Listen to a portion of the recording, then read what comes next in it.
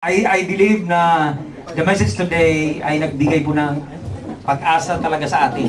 Indeed, it's really our blessed hope. Alam niyo po na I hope the coming days ay makakapisit pa po ako and then I can continue the series po ng message na ito. Anong mangyayari sa atin after the rapture? Anong gagawin ni Lord sa atin sa himpapawid? Anong magaganap sa lupa? Actually, yan ang message ko today sa second part. So, purihin po ang Panginoon. Isang bagay lang pong iwanan ko sa inyo. You are now a believer. The Lord has made it clear kung ano po ang plano niya sa atin. Tandaan lang natin, may plano na ang Diyos. Sabi nga natin, may plano na ang Diyos sa buhay ko.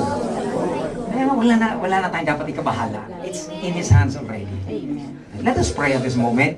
Father, we thank you, God, today. We thank you, Lord God, for giving us once again the encouragement. Katulad nga po ng sinabi ni Pablo sa text namin, Panginoon, na magpalakasan kami sa ganitong mga katotohanan, O Diyos. Lord, maging sa panahon namin, napapanahon nga po ito, Panginoon, kung paano po kami dapat na mag-behave, Panginoon, sa ganitong kahirapan, sa ganitong difficulties, Panginoon.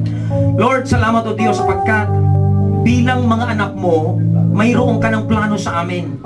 Hindi mo ipapahintulot ang anumang bagay na nagaganap sa aming buhay kung hindi ayon sa plano mo sa amin, Panginoon. Salamat naman sa araw na ito sapagkat may hinihintay kaming blessed hope na sinasabi sa iyong salita. Yan ay walang iba kundi ang muli mong pagparito para, Panginoon, kunin kami at ipagsama na magpawalang hanggan sa iyong piling. Salamat, Panginoon, at maging sa sandali pong ito, tulungan mo po kami na habang kami naghihintay sa blessed hope na yan, Panginoon, ang paghahanda namin ay yung patuloy kaming maglingkod sa iyo. Patuloy ka naming mahalin. Patuloy kami, Panginoon, na magpasakop sa iyo kung anong gusto mo. At yung ayaw mo sa amin, alisin na namin, Panginoon. Yung gusto mo namin, dadagdagan pa namin, Panginoon, para sa iyo.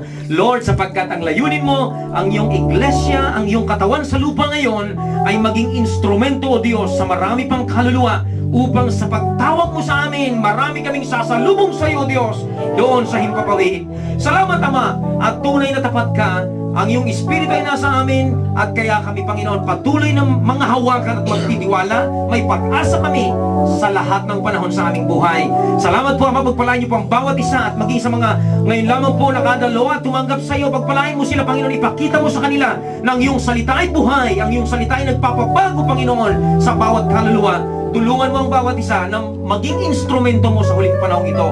Ito, Diyos, ang aming dalangin, pasasalamat sa iyo.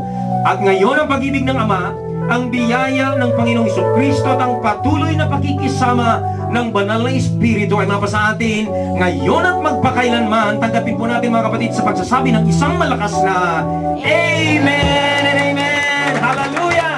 The Lord